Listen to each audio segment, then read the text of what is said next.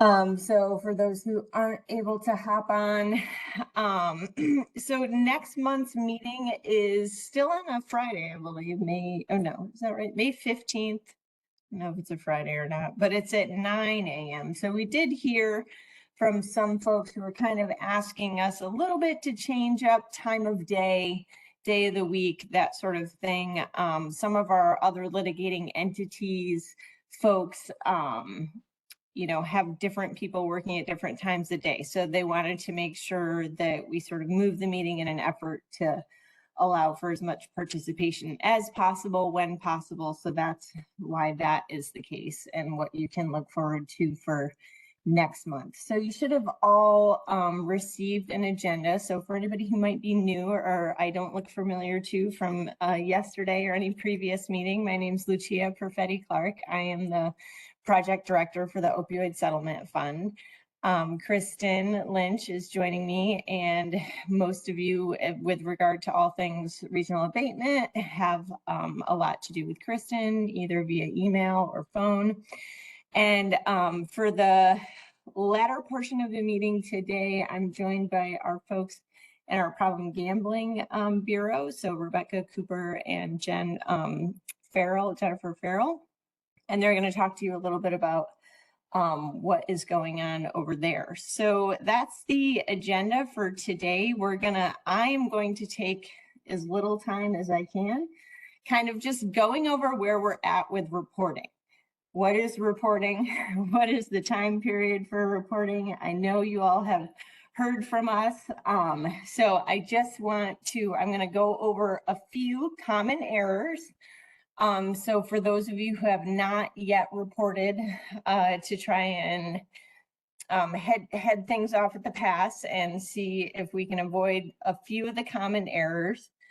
But as we talked a little bit about yesterday in your conference meeting, welcome to the final year of straightforward reporting, right? So the final year where we're only asking you about that first dollar amount that we sent you. From here on out, so starting next year, we're going to start to add the dollars together, and you're going to start to tell us about the dollars in total cumulatively. So the reporting that you're giving us in 2024 is still only for that first dollar amount that you were sent last year. Ignore the fact that you got sent money in 2024. You're not telling us about that yet. We're trying to keep it a little bit straightforward for this year. Many of you have already very successfully submitted and reported. So 44 of 55 of the LGUs have reported. 15 of 21 of the OLEs have reported. We have reporting from 4 of the 5 large cities. And our Long Island, New York City folks are all caught up. So for those of you who haven't reported yet, we do hope to get some reporting from you as soon as you can. I know some of you were impacted by some more global reaching cybersecurity things, and there's a lot on your plate. So we totally understand. That being said, we would like to get the reporting from you as soon as possible so we can start to tell the story of what we can tell. We understand that the story is still in its infancy.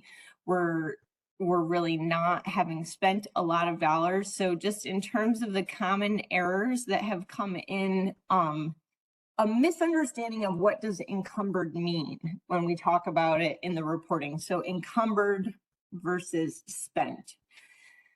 You'll notice if you're reading lots of things around the Opioid Settlement Fund, that a little bit there's a criticism about encumbered. Well, what does encumbered mean?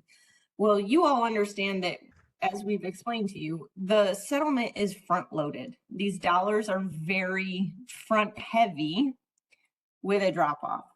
So encumbered is basically like when you say you're planning 3-year projects, 4-year projects, these longer timelines of payout, but you're tying up those dollars. You are putting those dollars over in that initiative's sort of left side of the ledger, that is where you're going to use those dollars. You just intend to use them over time, but haven't spent them yet. That is encumbered. That's our sort of general 10,000 foot view of encumbered. Let me do my Lucia's personal waiver. I'm not an attorney and I'm not a budget person. So when it comes to reporting, this is all that we mean. You've planned for the dollar, that's where you're putting it. Spent really is spent. Like, whether that means you put out an RFA for something, people applied and you gave them the money, then you as the county spent it. That provider may not have spent it, but that's okay. You as the LGU, you spent that dollar. It's gone, not coming back. So we don't still expect to see a ton of spent money, right? Like, you're being careful, you're planning, you're going through all your encumbering. However, that being said, a lot of you have found a way, which is great, to spend some of the money. So that's what that spent column is for. We've had a little bit of confusion, easy to understand, with the AG dollars, and sort of some folks adding all their money together and telling us about encumbered and spent a dollar amount that to us is like, well, that's impossible because we didn't give you that much money. So always keep your OASAS dollar amount and your AG dollar amount separate. That being said, to any other dollar amounts that you're combining it with, right? Because I understand you might have a project. Let's just take one of the buckets. Let's take the transportation bucket, where you're going to talk about OSF dollars, but that's not the entire of your transportation initiative. Still keep that separate. We don't want to know how many county dollars are going towards your transportation bucket. It's awesome that you're doing that, but just tell us the portion of OSF monies put towards that particular initiative. I know one person on the conference call yesterday said like they're keeping it very clean and neat, and like OSF dollars are always by themselves, but however you want to do it is fine for you to do it. So by your accounting practices, following your standards, you're allowed to do whatever it is that is going to suit your money people best and how you have normally done things. We just don't want you to mix those other dollars in. The way we find that error typically is how I described it. You tell us about more money than we gave you. So we're like, something's wrong, and we ask you to go back and fix it. So if you think you did it, but there wasn't a chance of you telling us about more money than we gave you, then you can work with Chris and always resubmit. It's always fine to update and resubmit. So one of the other more common errors is not the approved contact submitting the form. So we have to have, for the LGUs, whoever is the DCS, that has to be who does the attestation at the end. We totally understand that it might be a team of people who help you do the report, who help you get all the data to put into the report. But at the end, that attestation has to be the person we have listed as the main contact. So for an LGU, it's the DCS. For an OLE, tends to be whatever the highest executive is for that OLE, whether it be the mayor or somebody else. Same thing with the 5 cities. So if it is going to be somebody different, then Kristen needs some supporting documentation as to who that somebody different is, and she will work with you to get that accomplished. So that is one of the more common errors. And then the last one is sort of just a little bit of a general misunderstanding of what we're looking for. So as I like to often talk about, right? The regional abatement is the design that our legislature decided on that gives local control, that gives you the autonomy to decide what is best for your area and how to carry out the work. Reporting to us is really just telling the story back to us. So telling us what the plan is, using those 10 areas of focus. It's you telling us the story. So I guess, Michael, if I can pick on you a little bit, Westchester did a great job and sent us like the shiny things that they're already using to tell the story. So like I had said before when we were doing the focus groups, we don't want to make this any harder for you than we know you have a lot of work to do. So if you've already designed something that you presented at a community meeting, that's what that additional attachments section is for. Just share it with us. We would love to read it too. We didn't get to go to the meeting. So you already have it prepared. Why not share it? Just, and we understand things change over time. Whatever you share with us is not, we are not like holding you to that. No, you know, I'm not going to go back and say, but in this report in 2024, you said, no, that's not what it's for. It's just to give a broad overview of what is the current county plan as of this year with these dollars. And we know these things are going to change and we'll tell the story over time.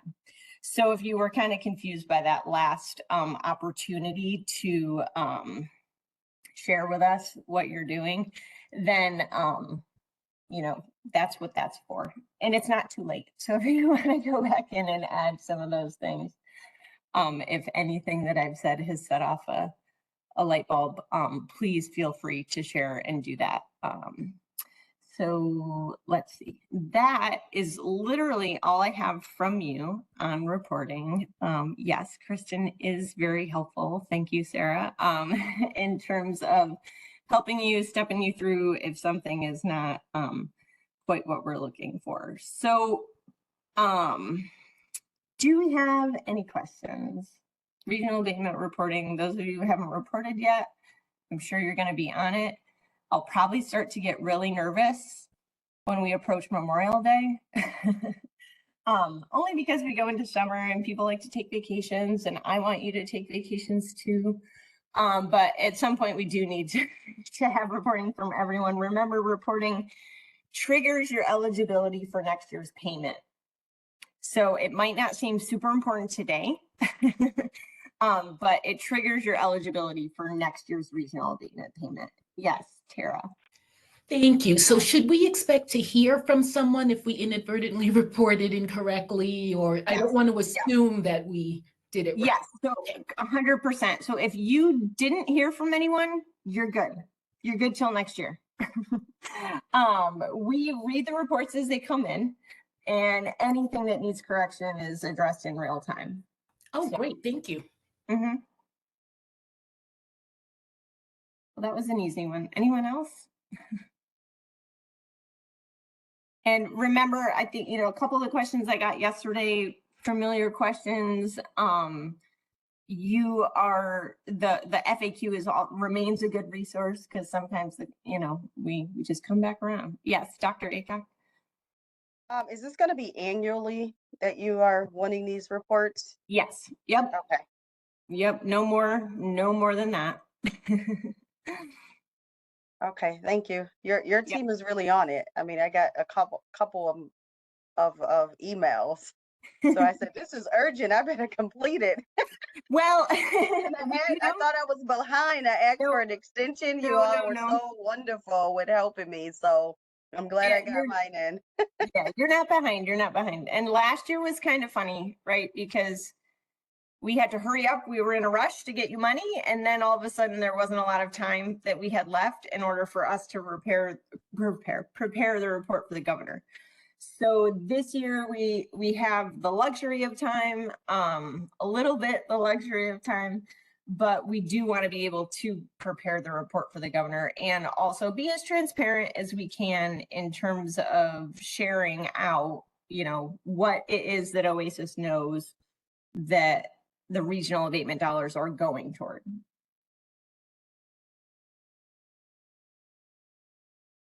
Anyone else? Look at that. I told Rebecca I didn't think I had 20 minutes worth of things to talk about, but apparently I did. But I'm going to pass the mic over to Rebecca, who is going to give you an overview of all the resources in problem gambling and what's going on with that. Okay, thank you. We will have a PowerPoint coming up in a minute. I think Jen Farrell is gonna bring that up. But before we get started, I'll just introduce myself. I'm Rebecca Cooper, and I am the Bureau Director for Problem Gambling and the Division of Addiction Treatment and Recovery. And for those of you that don't know, this is a new bureau that was put together by the commissioner, and we started in October of last year. Problem gambling has moved in the forefront as an additional priority at OASAS. So we wanted to share with you just a general overview of what's going on with problem gambling. And then also, most importantly, one of the things that we're trying to do is increase the awareness with all of our providers, and obviously, you know, you guys at the county, about the availability and the opportunities to be able to provide problem gambling services. And the last couple of years, there's been some pretty significant changes related to Medicaid reimbursement and different processes that I think assist programs and counties to be able to look to be able to provide this service as well. I just want to quickly introduce my team. Jen Farrell is, I think she's coordinating the PowerPoint, and we have Tracy Stickle and also Shauna Black. So we're a team of 4, and we've been moving right along. If you have questions or comments, please feel free to utilize the chat. I think throughout the training, we're gonna drop some things in there for you. I know it's hard on a Friday afternoon, so hopefully we'll not put you to sleep. The good news is that any of you that need hours, we do have credentialing hours as well as social work and I believe mental health, licensed mental health hours. And at some point during the presentation, that answer key link will be dropped in to the chat. So you could just take the training and you could get some hours for that. And so, yeah, so Jen, we do see the presentation. So if you want to move to the next slide. And the next one, I just introduced myself. Okay, so for the next probably 30 minutes or so, we're just going to give you, I'm just going to run quickly through some of this stuff, a general overview of problem gambling, what we know from data and research currently, and then really to talk about what the requirements are for any of our OASAS treatment providers to obtain a gambling designation on their operating certificate, and then what specific available technical assistance and support resources are available not only to you guys as county coordinators, but to our providers, staff as programs as well. So next slide. So in general, as I mentioned, the commissioner had moved problem gambling to a priority, and we developed some key priorities for 2024. And, you know, one of the main priorities is to expand the continuum of care support within the OASAS system. And we'll talk a little bit more about what that's looks like and what the opportunities are to do that. Obviously, when there's availability for billing and other free resources to be able to provide those services, it makes it a lot easier, obviously, for providers, especially given the workforce challenges that everyone is experiencing. Main big priority, obviously, I think we all know for the commissioner is research and data. So we are going to be doing another behavioral health survey for adults across the state. We have hired a national expert in problem gambling to do a gap analysis for us to pull everything together to help us move forward in our planning. And I think many of you are probably aware the continuous expansion of gambling opportunities hasn't stopped. So we really want to sort of get ahead of what's coming. We also are dedicating a significant amount of funding every year to ongoing public awareness related to gambling and gambling harms. I think we have also identified that part of the issue is that people don't understand that it potentially could provide harms for people, and how to identify it and really how to prevent it. And then the last priority that we have been working on for, I think since 2017, we have a responsible play partnership with the Gaming Commission and the New York Council on Problem Gambling. And, you know, it's a unique relationship, right? Because the Gaming Commission is a state agency that's a commission that's charged with expanding gambling opportunities and bringing in a lot of revenue. And we are charged with helping those that experience harms related to that. But we have a really nice partnership with them. We meet with them quarterly, and we do a lot of regional and statewide work with them, especially around harm reduction, self-exclusion, and underage, restricting access to underage gambling. Next slide. So in general, I think sometimes it's helpful to put it in context. One of the things that we also know is, and even from a culture perspective, not everyone calls or recognizes gambling as gambling. Some might call it wagering, some might call it betting, but it really is risking something of value for the chance of a reward. So that's sort of the context of when we're starting to be able to define this and have a frame of reference for what we're talking about. Next slide. So this is just sort of a highlight of the different types of gambling that we have in New York State. I will tell you that New York State has one of the most heavily densely populated availability and accessibility for gambling than any other state in the United States. I think most of you are probably aware, and I know a lot of you actually live in the communities where we opened up state sponsored casinos, and there currently is an active procurement through the Gaming Commission. There will be 3 downstate casino licenses issued in the New York City area, probably mid to end of 2025. And then obviously, which I'm going to talk a little bit more about, because it certainly has been an interesting expansion and challenge with the legalization of mobile sports betting in January of 2022. And just the other quick thing I just want to highlight on here is the different types, in the sense of like bingo, raffles, office pools. Those are often things that we don't think could potentially be categorized as gambling or could potentially bring harm to someone. Next slide. This is just a quick map of gambling access in New York State. It's really hard to read. I won't understand that. But I just wanted to call attention to the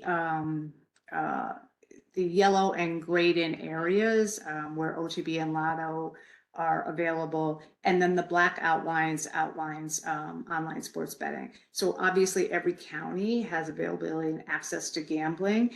And they were, brick and mortar up until mobile sports. And now we all have the opportunity right here on our phones. Next slide. So what we do know from our last OASAS prevalence survey is that there are certainly certain high-risk populations that are vulnerable to gambling harms. Those ages 18 to 24 were identified, Black men, those with a high school diploma or less, incomes under 30,000, and those living with substance use disorder, which again is, why it's important for us to consider providing this service in addition to the work that we're doing with those that are affected by substance use disorder, because there's a very high co-occurring and replacement addiction with this. Next slide. These are additional high-risk populations that have been identified by some of our data and survey work that some of our providers and problem gambling resource centers have been doing. We know that veterans, a BIPOC community, Asian American and Pacific Islanders, and older adults are also additional high-risk populations. Next slide. So I want to talk just a little bit about mobile sports, and that 18 to 24-year-old population. So I don't know if any of you saw this, but the NCAA did a sports betting survey across college campuses in the United States. I think it came out in April of 2023, so just about a year ago. And what they found was 58% of students engaged in at least one sports betting activity. And I'm not going to read every bullet on here, but I think one of the most important things that I took away from this, besides the 58%, which I really wasn't that surprised at, was that 63% statistic about recalling seeing a sports betting ad. And one of the things that we know, obviously related to marketing and advertising, how influential that can be. And of those that recalled seeing that sports betting ad, that 63%, 58% reported that once they saw the ad, they were more likely to place a bet online after seeing that advertisement. And you know, the preference for mobile apps and mobile sports betting is 28%, which is pretty high. And we anticipate that that's going to continue as an ongoing preference versus brick and mortar, just because of the accessibility of your phone. And we all always have our phones with us. And interesting, we just pulled this out that the Northeast has the highest proportion of bettors, which is 61% on college campuses. Next slide. So as far as the mobile sports go, I'm not going to read through this whole slide, but I just wanted to also give you some New York State statistics. In January of 2022, mobile sports betting became legalized in New York. And since January of 2022, New York State has generated $1.5 billion in betting tax revenue, and the wagering handle since January of 2022 has been $35.7 billion. And we have currently 5.6 million individual player online mobile sports betting accounts in New York State. And there has been over 2.6 billion transactions with mobile sports betting since January of 2022. This was another survey that came out in the beginning of January. I'm not sure if any of you saw or read this, but again, this is also sort of, we're gathering this with our research and you know, sort of how we're moving forward, especially with this mobile sports. But it found that 1 in 5 Americans have an online sports betting account, which makes sense, especially since some of the data and the money that we're seeing that's being wagered in New York State. So I'm not going to go through all of these, but we have a reference to it if you want to look it up, and we can send the slides afterwards. Next slide. So just quickly, and this is important, and this was important for us at OASAS in the shifts when the DSM-5 reclassified gambling, well, it was pathological gambling in the DSM-4, but when the DSM-5 came out, it was reclassified under substance-related and addictive disorders. And what that meant for us at OASAS, which is one of the biggest challenges we've had related to this from a service perspective, is it allowed us to open the state plan amendment to be able to do an amendment to the state plan so that we as OASAS would have the authority to bill Medicaid because it now falls under the substance related and addictive disorders. So that really was helpful and obviously helps the providers as well. Next slide. The clinical diagnosis, I'm just keep running through these things really quickly. I'm just trying to give a context. If you look at this, there's a lot of similarities to the criteria for someone with a substance use disorder. One of the significant differences is chasing losses, that people will continue to go back and chase their losses to try and gain the money that they have lost. And that's obviously pretty significant. And one of the biggest challenges related to that is that there, you know, and a difference in, with substance use is that there's really no quote unquote overdose is possible if someone has a gambling challenge. As long as they have availability and access to money, they can continue to gamble. They're not going to get a DWI. They're not going to overdose. They're not going to pass out. So that's really a pretty significant difference in, you know, the treatment process of that. Next slide. I already mentioned a couple of the one of the differences. There tends to be a lack of awareness and a greater cultural and social acceptability to gamble with. We do know and we do see that it's a replacement addiction for those that are coming into our programs with the substance use, and they replace it with gambling a lot of times as a recreational activity. Next slide. Okay, so just a quick reminder, our OASAS Part 822 outpatient clinics, the regulations require all of our outpatient clinics to screen for problem gambling.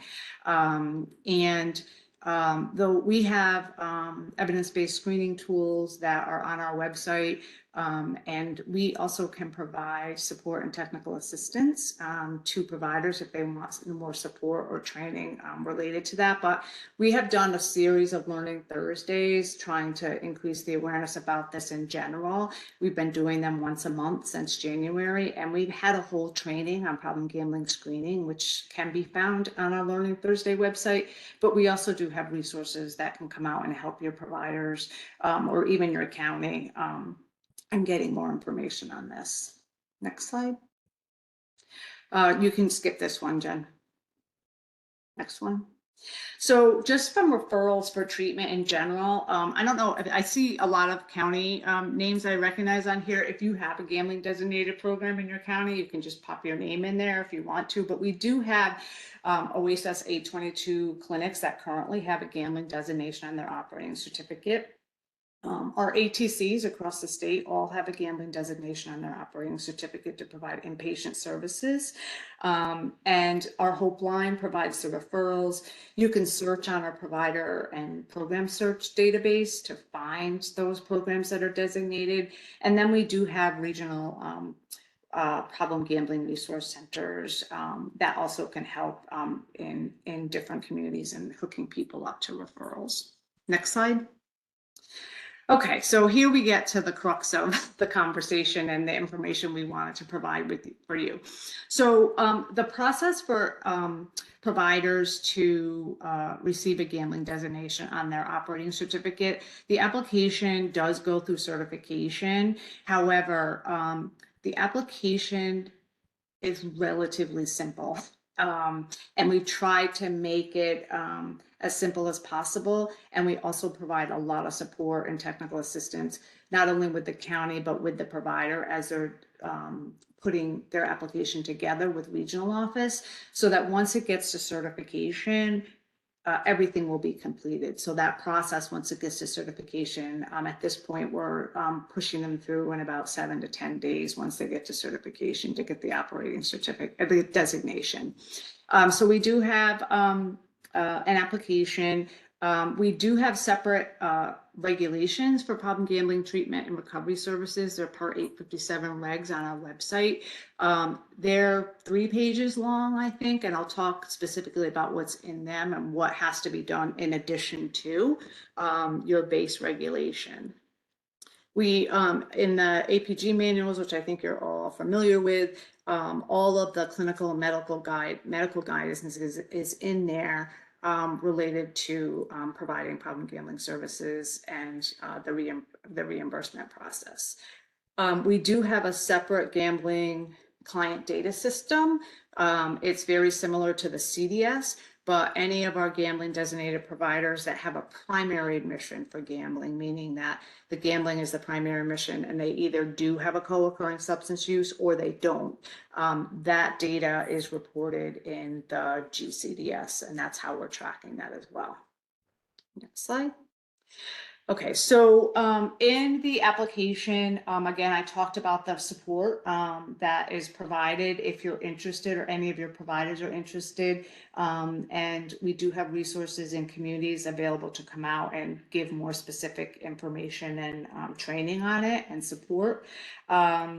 And then, you know, once it's approved, you get a new operating certificate issued.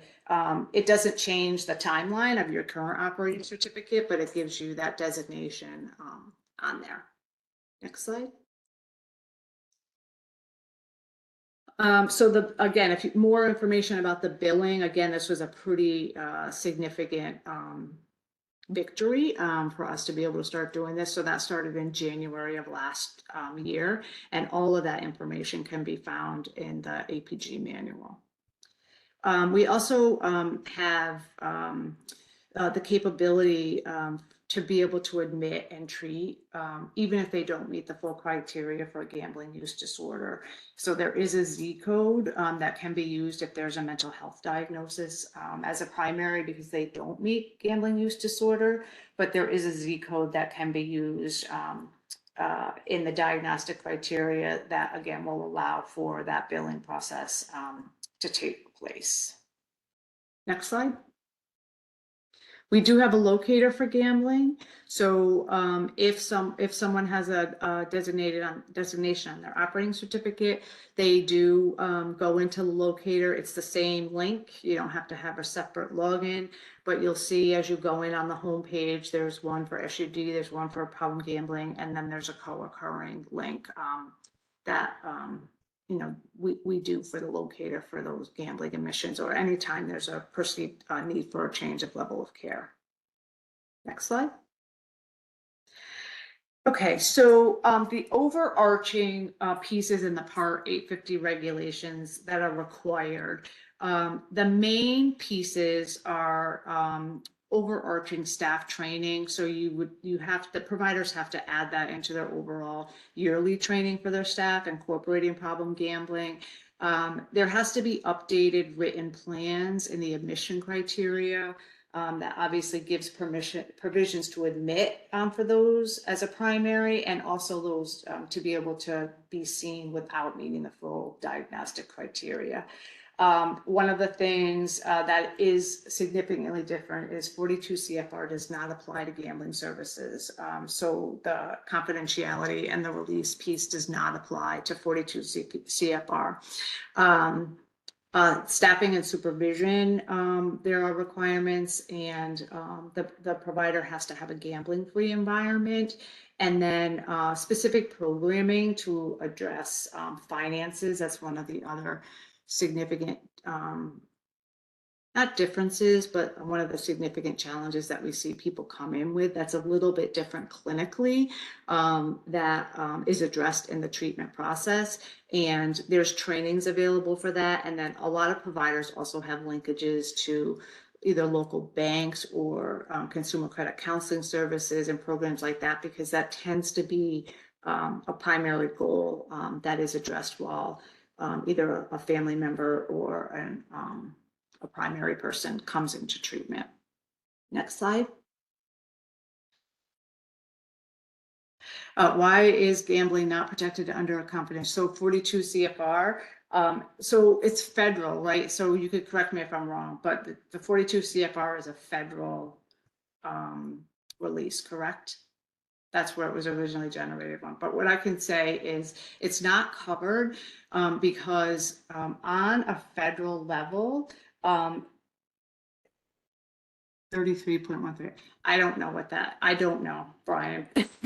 It's a little bit out of how I can answer it confidently, but I'm going, if one of my staff can write that down and write Brian's information, we'll talk to counsel's office and get back to you on Monday about your specific question related to that. Yeah, good question. I mean, I will get the follow-up from counsel's office on that. I don't believe that has changed, but I'll double check with them because we haven't heard that. But it's a good question for us to follow up with. Yeah, to expand on April's point, if I could real quick. Sorry. Yeah. I think Okay, so the mental hygiene.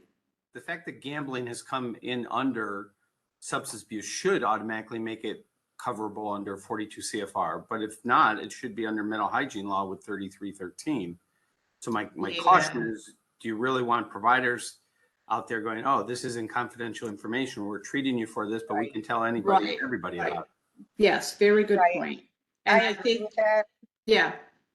I agree with that. Also, when you look at the DSM, gambling is underneath addiction category. Correct. So, so that's very interesting that it wouldn't be. And also, if an addiction program is the designated program and it doesn't fit underneath that, could also cause quite a bit of confusion. Right. I will follow up with that. I'm glad that you brought it up, and it's interesting because we put out 2 of these presentations so far, and that hasn't come up. So I'm really glad that you brought that up, and I will bring that back because we will need to correct that as as we're expanding this. So thank you for bringing that up. And we will get back to you. So I think what we'll do is get the response, and then we can circle back with the entire group on that. And then obviously, if those things have shifted, then we have to do some updating on our end as well. So thank you for that. For the staffing requirements, again, this is where, some of the biggest additional requirements are. It doesn't have to be an additional staff person, but they do have to have some training and or experience with problem gambling services. So this, or problem gambling treatment, or at least the training. So the way that it's broken down is in 2 parts. The requirements are that they have to be a qualified problem gambling professional, which is based off of an addition to our QHP definition. So if they're a KSAC or a non-licensed QHP, we have a 60-hour problem gambling treatment curriculum. It's available online. It's free. All of the training that is required to meet these staffing qualifications to be able in compliance with the regs are all available for free. The link is at the bottom here. It's also at the end of the presentation. And so that's for KSACs and non-licensed QHPs. If they are a licensed QHP, there's 17 hours of total training. Again, they're online, they're free, that they would have to take. And then when they submit the application with the staffing patterns and plans, they just attach their training certificates. And then there's a requirement every 3 years during or whenever their recert comes up, that there has to be additional, I think it's 10 hours of training. I think it's similar to the re-credentialing hours for someone with a KSAC, KSAC G. Next slide. There is a gambling specialty designation for the KSAC. We've had that at OASAS for a really long time. When it was first developed, one of the requirements for that, in addition to the 60 hours, is that they had to have 100 hours of practical supervised training. And I was the credentialing unit manager for a couple of years before I moved into this bureau. And one of the things that kept happening over and over again is people couldn't get the 100 hours because there was no place for them to get, that, supervised practical training experience. So we recently removed that requirement. It wasn't specifically written in regulation, so it was easier for us to do that. And yes, we will have time. I'm almost done. With that. We also updated our scope of practice. That includes problem gambling work as well. Next slide. Supervisory requirements are the same. They have to be, except they also have to be in a supervisory position. We also do have free regional and statewide clinical supervision that is provided through the New York Council on Problem Gambling. If for some reason the supervisor leaves or there isn't someone currently in that position, if there's an active caseload, the counselor needs to be able to participate in that clinical supervision, but it's also available as an additional support for anyone. And it's offered a couple of times every month at different times in the evenings. I think there's a lunchtime one. But again, that's also a lot of times people like to drop into that because they don't have full caseloads, but they also want to share their experiences and learn from others as well. So that's always available as well. Next slide.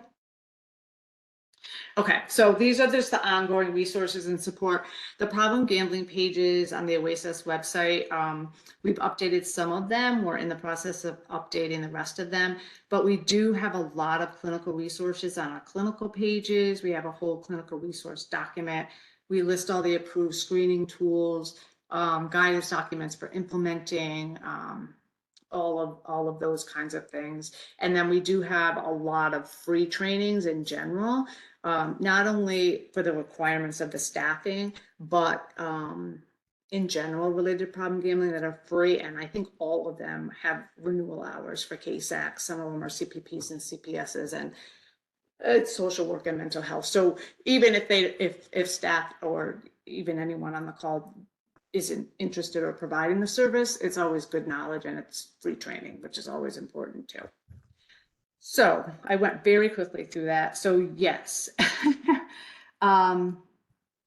So the question, Brian's question, yes, the qualified problem gambling professional at the supervisor also has to meet that requirement, and they have to be in a current clinical supervisory position, which obviously they probably already are in the clinic.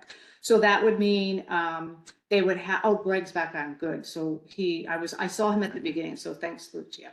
So the supervisor, if let's say the supervisor in the clinic is a KSAC Masters or Advanced, and they have a license in social work, because they have the license, they would just have to take that 17 hours. If your supervisor is a KSAC Advanced or a KSAC Masters and isn't a licensed QHP, they would have to take the 60 hours. So there's obviously a difference, and really the breakdown and the difference of the training requirements to meet the staffing requirements are, if they're a KSAC or non-licensed, it's a 60-hour training curriculum. If they're licensed, it's 17 hours. And that's all available online for free with credit hours. I think somebody else asked if there was going to be time for questions or comments. And I also saw Greg came back on, which is good, because that's who I was going to go to after that. Greg, Yeah. go ahead. Somebody else had a question. I have a couple of questions, and also wondering just what are some of the thought process with OASAS with this new change? There currently is a group that's doing this underneath the Council of Problem Gambling and the Problem Gambling Resource Center that actually has specialized folks who are doing this training. In addition to that, they meet on a consistent basis for supervision. So I'm curious to know why the sudden change. And then I'm also curious to know with this sudden change, at what point was potentially the state going to reach out to the DCSs for some feedback? Currently, programs are not seeing high numbers of individuals that are enrolling in treatment. And the separation of the two was to help out some of those folks who felt the stigma of going to an addiction program to help out. So I'm curious, especially with workforce issues in there. Like I said, there's a pool of clinicians who are specialized in doing that. And I've gotten a lot of feedback from people that are on there in my committee or my community. And then the other thing, to think about is that my understanding, and please correct me if I'm wrong, and I'll do my own research, but my understanding is that with all of the various like casinos, that they were essentially required to give a certain percentage to help out with gambling, but yet I'm hearing about insurance. So if clinics are going to start using insurance, where is that money going that the casinos are giving to help out in this situation? So I know there were multiple questions within that one. So if you need me to go back, I have no problem. But I really kind of want to understand a little bit more of why is OASAS suddenly, I know this is a priority, but why are they suddenly doing this and just now really telling the DCSs? Because I found this out by people within my own community. Yeah, all really good questions. So I will start with in general about problem gambling. Problem gambling has been at OASAS since 2005. It was transferred from OMH, and the focus sort of ebbed and flowed. And so it really wasn't always a high priority. Sometimes it was, sometimes it wasn't. as you mentioned, one of the biggest challenges, and at the time, from dedicated funding, at that time, there was about $1.5 million that came from the general fund.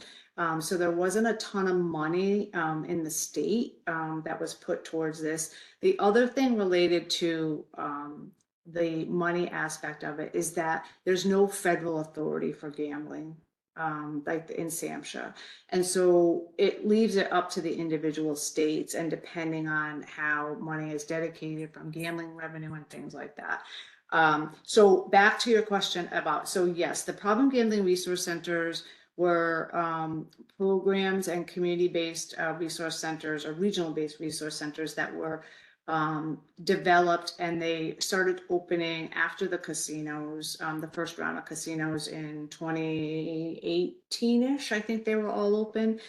They had a couple of different things that they were focusing on, but one of them was, in addition to the very small numbers of gambling designated programs that we had, and to your point that there are many people that have a primary gambling challenge that are hesitant or don't want to go into an addiction outpatient clinic.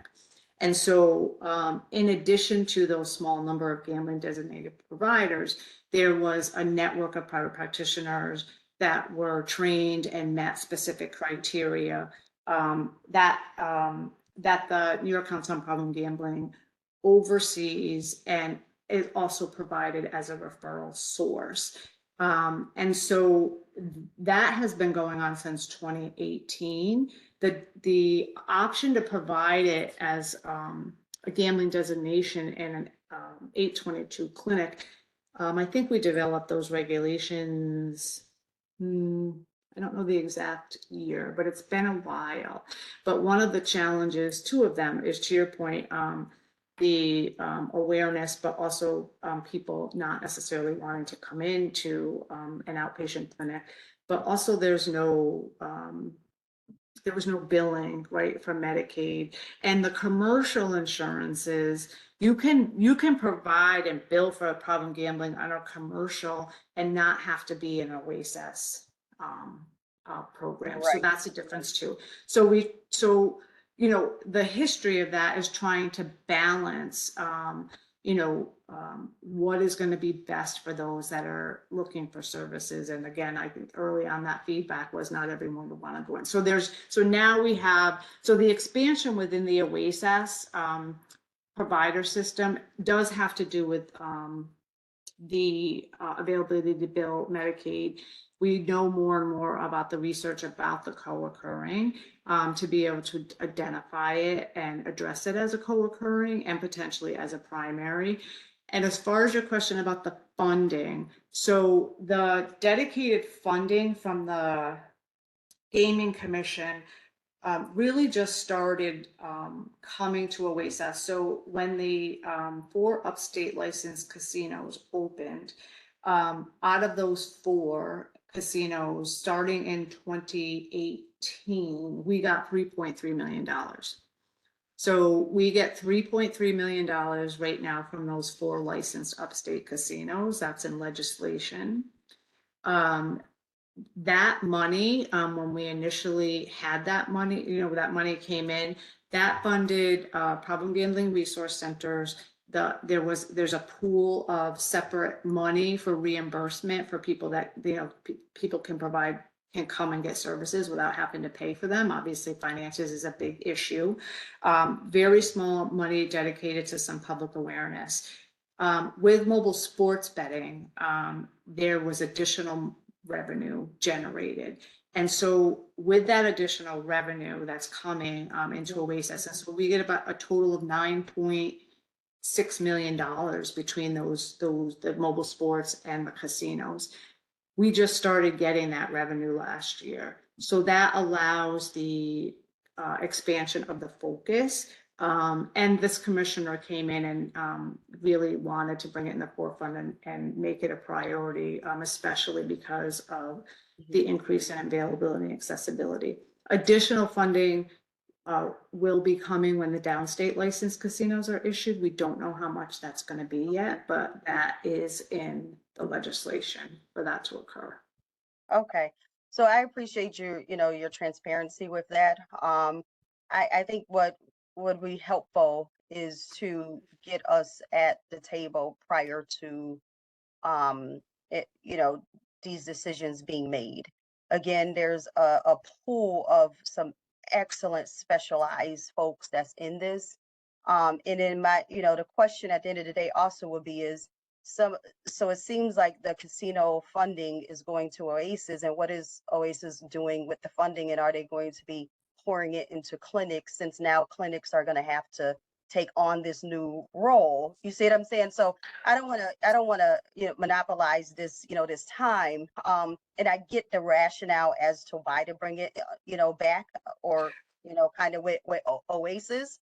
But it's I guess, what are some you all thinking about some of the unintended consequences for these folks who did not have to use their insurance because the casino was paying those clinicians, and so forth? Yeah, none of that has changed.